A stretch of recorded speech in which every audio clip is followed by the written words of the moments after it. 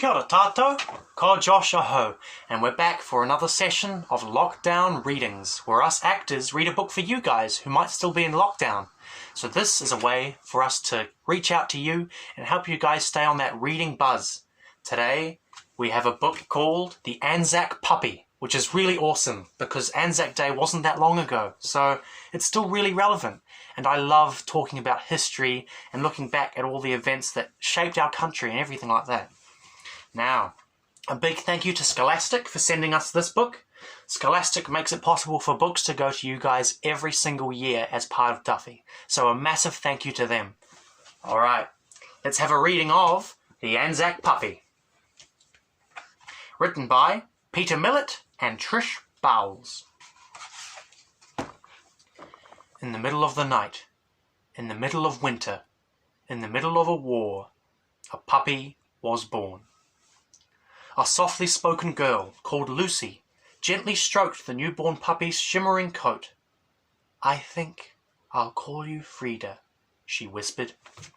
Yep, there you are, the puppy being born, and there's Lucy, patting the lovely newborn puppy.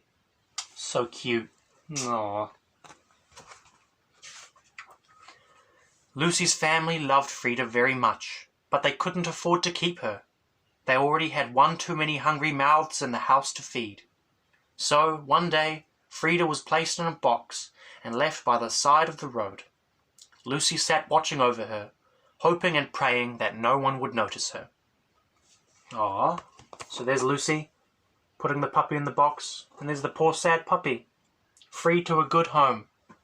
Oh, it's a sad time, but yeah, during the war everyone was doing very badly. It's a sad time. But a young soldier on his way to war noticed the beautiful little puppy. He scooped her up in his arms. "What's your puppy's name?" he asked. "Frida," Lucy whispered. "What's yours?" "Sam." The soldier smiled and hugged Frida. "Don't worry, I'll take good care of her. When the war's over, I promise I'll bring her back to you, safe and sound." So there's Sam, seeing the little puppy. And then there's Frida and Sam with the puppy. Now he's going to take her away with him. Sam's commanding officer couldn't believe that Sam wanted to take a puppy along with him on his way to the battlefront. "Are you mad?" he boomed. "A war zone's no place to raise a young dog." "No worries," said Sam, grinning. "She's going to be my good luck mascot." Yep. There's Sam with his good luck mascot. And there's all the soldiers in their uniform on their way, marching away. Sam's first week at the front wasn't as bad as he thought it would be. But during his second week, when the attacks began, it was worse than he could have ever imagined. With the earth shaking and rocking all around him, he felt like crying. But he didn't. He knew that he had to be brave for Frida. And there they are, in the trench. Yeah, so they would dig lots of these and fight the enemy. And often they would have special weapons that they could look over the trench without having to put their head over. Yeah. Really muddy and explosive. In the middle of Sam's little cubby hole in the dirt, Frida grew bigger each day. Soon, she was big enough to scare off the rats that scuttled about through the trenches. Trapped in their grimy prison, Sam and Frida shared everything they had. Their blankets, their bully beef, biscuits, and water. Even their fleas. Yep. There's Sam with Frida and the rats. Sometimes the soldiers had to eat the rats because they were so hungry. And there they are again. And the biscuits and the meat were really well preserved, but they would sometimes be quite yucky. The biscuits were so hard that sometimes soldiers would break their teeth on them. Yeah. Sam spent many hours writing letters to his mother back home. He never mentioned the horrible sights or the sounds that surrounded him. He only wrote stories about his beautiful little friend, who was the bravest puppy he had ever seen in his life. At Christmas time, he sent his mother a picture of Frida. There they are, at Christmas time, with the letters. Looks like Sam was sent a new scarf. Really cool. It was awesome as well. On Christmas Day, all the soldiers from both sides played a game of soccer, so they didn't have to fight that day. It was really cool. Day after day, the explosions became louder and louder. The long, cold nights at the front soon turned into long, terrifying months. Sam never knew if he would live to see the next day, but he knew that he had to. He had promised Lucy that he would bring Frida home, safe and sound. And there's the soldiers going across no man's land, charging away in the dark. Really scary. Really, really scary. Soon Sam began to wonder if it was only Frida's luck that was keeping him alive. His friends prayed her luck would somehow protect them too. And there's all the soldiers having a good time with Frida. Aww. It's really good that they can find a way to enjoy themselves during such a horrible time. Every day, Sam lost more and more of his friends at the Western Front. Friends he had grown up with, and friends he had played sports with at school. These were friends he would never see again. Soon, Frida was the only friend Sam had left in the world. As the months slowly turned into years, Sam became more and more upset by the fighting.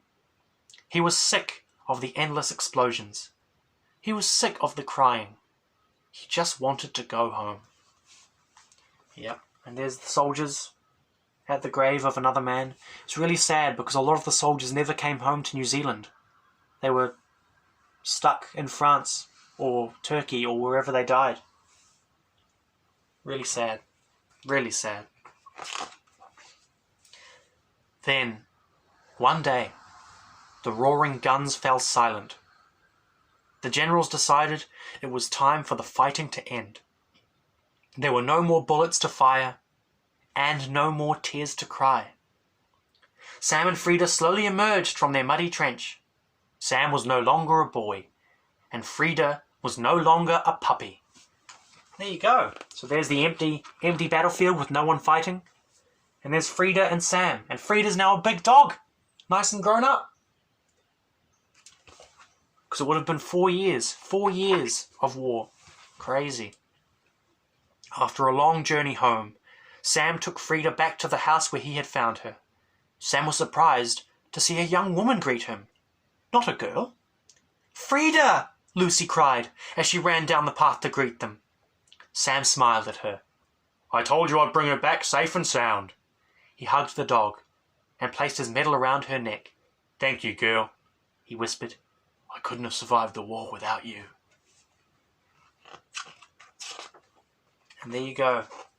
Lucy meeting Sam, and now she's all grown up as well, just like the dog. And there he is, putting his medal on her. That's so cool.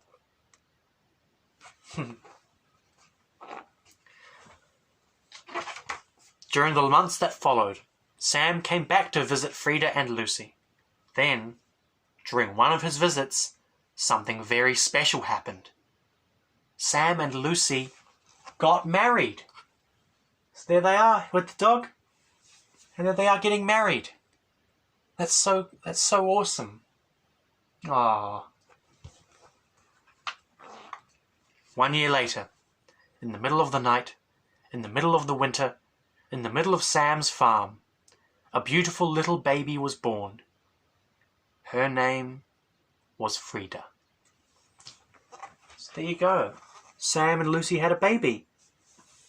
And then they called it Frida, just like the dog's name. That's so awesome, so cute. Oh. And that's the end of the story. And this talks about how the story is based on true events. So this story isn't fiction. It's not fake. It's based on events that really happened, but they just sort of used a different way to tell it. But yeah, there really was a dog in the war, and there really was a soldier who stayed with her the whole time. And it's really awesome to hear stories like that come to life in books like this, with really awesome pictures. Yeah, what a lovely story. Alright, ka kite guys. We'll see you next time. Happy ANZAC Day, lest we forget.